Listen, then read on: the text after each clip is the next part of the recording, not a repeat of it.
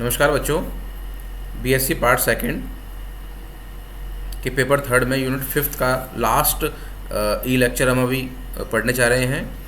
उसमें हम कृत्रिम कायिक जनन की अंतिम विधि सूक्ष्म प्रवर्धन के बारे में पढ़ेंगे। साथ ही साथ अंत में जो हमने पूरा कायिक जनन पढ़ा है उसकी कुछ दोष और जो कुछ कमियां हैं और जो महत्व है उसके बारे में भी हम अध्ययन करेंगे। और इसी के साथ में ये जो यूनिट है उसी का समापन हो जाएगा। स्क्रीन शेयर करता हूं मैं आपके लिए।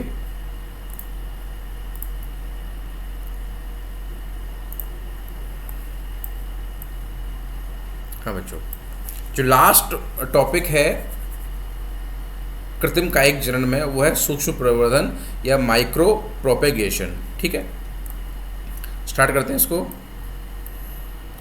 यह विधि प्रयोगशाला कार्यों पर आधारित है। ठीक है, यह विधि जो है पूर्णतः प्रयोगशाला कार्यों पर आधारित है। इसमें गुलदाउदी, डहेलिया आदि पादपों से संबंधित प्रायोगिक कार्य किया जा चुका है। ठीक, इस प्रक्रिया में इन विट्रो यानी पात्रे संवर्धन, इन विट्रो कल्चर यानी पात्रे संवर्धन किया जाता है। इसके अंतर्गत क्या होता है, एक कल्चर ट्यूब होती है, उसमें आवश्यकता अनुसार जो है विभिन्न प्रकार का कल्चर मीडिया में एमएस मीडिया जो भी है आवश्यकता अनुसार वो उपयोग में लिया जाता है। निर्जम परिस्थितियों में इस पर चयनित पादप कलिका या उत्तक को स्थानांतरित किया जाता है। ठीक है बच्चों, हमने ली एक कल्चर ट्यूब, ये कल्चर ट्यूब है ना। इसमें हमने डाला उपयुक्त जो भी हमें चाहिए कल्चर मीडियम, ठीक है, और उसमें डाला बड या टिश्यू।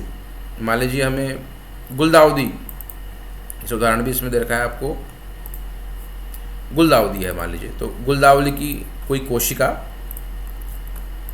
या बड या टिश्यू हमने इंसर्ट किया और उसको कॉटन प्लग से ढक दिया।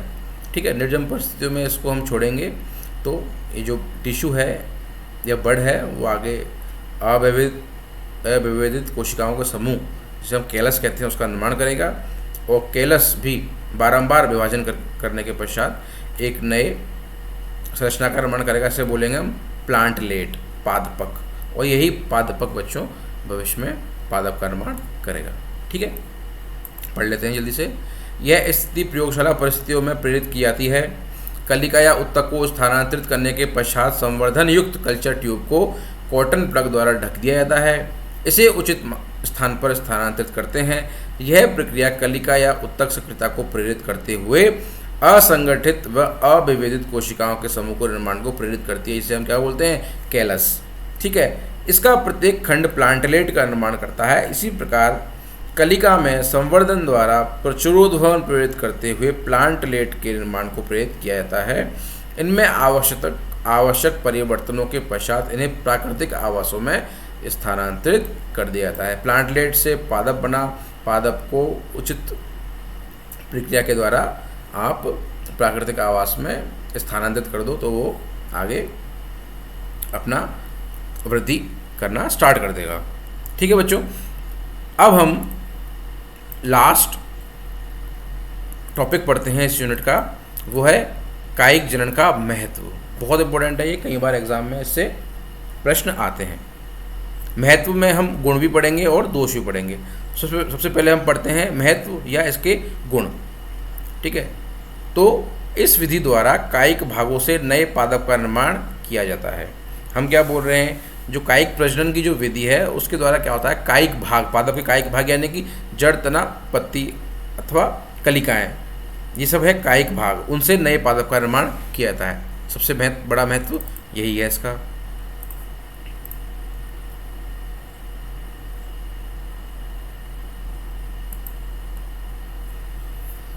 अगला है बच्चों, कायिक भागों से निर्मित संतति जनक के समान लक्षण दर्शाती है, अतः यह पीढ़ी दर पीढ़ी शुद्धता को बनाए रखती है। बच्चों आपको पता है इसमें विभिन्नताओं का विकास नहीं होता है, क्योंकि सिर्फ इसमें कायिक संरचनाओं का योगदान है नए पादप के निर्माण में। अतः पीढ़ी दर पीढ़ी जो है शुद्धता बनी रहती है। ठीक, थर्ड पॉइंट पढ़ते हैं बच्चों, बीज का निर्माण नहीं दर्शाने वाले पादपों में यह जनन की प्रमुख विधि है। बिल्कुल ठीक है बच्चों, जिन पादपों में मान लीजिए बीज ही नहीं बन रहे, वो अपना जाति की निरंतरता को कैसे बनाए रखेंगे? तो एकमात्र उनके लिए यही एक सहारा है। ठीक है, तो बीज का निर्माण नहीं दर्शाने वाले पादपों में यह जनन की एक प्रमुख विधि होती है। तीसरा पॉइंट हो गया। चौथा पॉइंट पढ़ते हैं बच्चों। यह कुछ पादपों का कृषि कार्य कायिक जनन संरचनाओं के माध्यम से किया जा सकता है।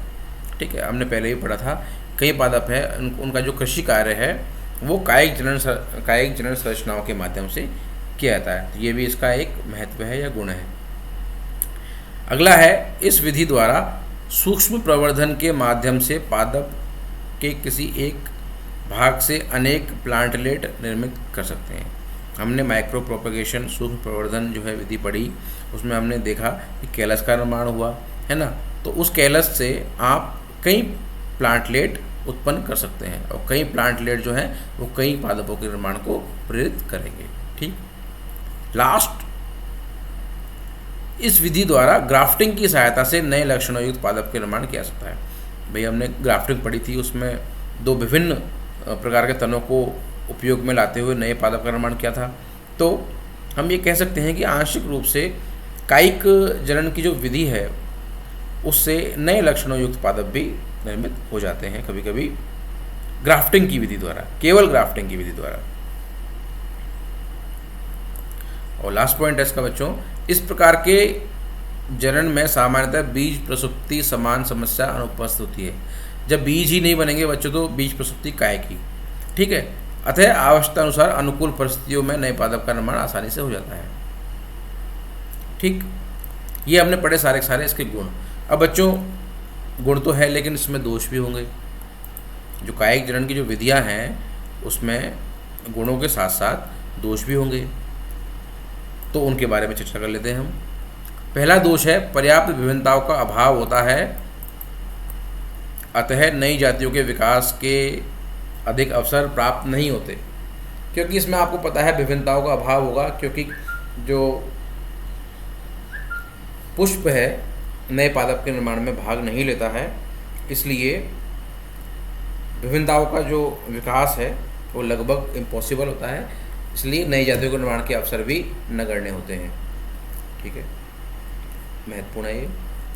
सेकंड है, जनक पादप में संक्रमण होने पर इससे निर्मित संतति भी रोगजनक युक्त होती है, अतः संक्रमण पीढ़ी दर पीढ़ी स्थानांतरित होगा। ये बहुत बड़ी कमी है बच्चों।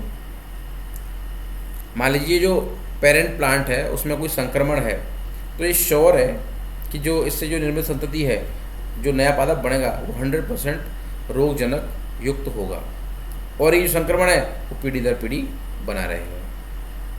ये इसका दूसरी कमी है। तीसरा हम पढ़ते हैं, इस विधि द्वारा बीजीय पादपों की अपेक्षा सीमित संख्या में स्थिति प्राप्त होती है। ठीक है, ये एक जनन का एक प्रकार है, विधि है, लेकिन बहुत कम पादपों में जो है इस प्रकार की विधि पाई जाती है, इसलिए सीमित संख्या में ही संतति उत्पन्न होती है। बीजों के दो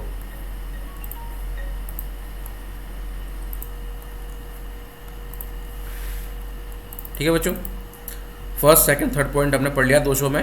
नेक्स्ट पढ़ते हैं, यह जनन विधि कुछ पादपों में ही उपयोगी है, क्योंकि अधिकांश जो पादप होते हैं बच्चों, मैंने पहले बताया, बीजों के द्वारा जो है जनन संपन्न करते हैं और नए पादप का निर्माण करते हैं, तो ये कुछ पादपों में ही उपयोगी है।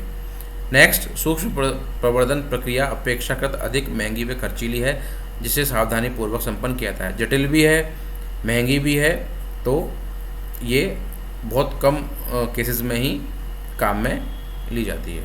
ठीक है बच्चों, तो ये हमने पढ़ लिया इसके दोष। ठीक है, तो इसी के साथ में हमारी जो यूनिट 5 है बच्चों वो कंप्लीट हो गई है।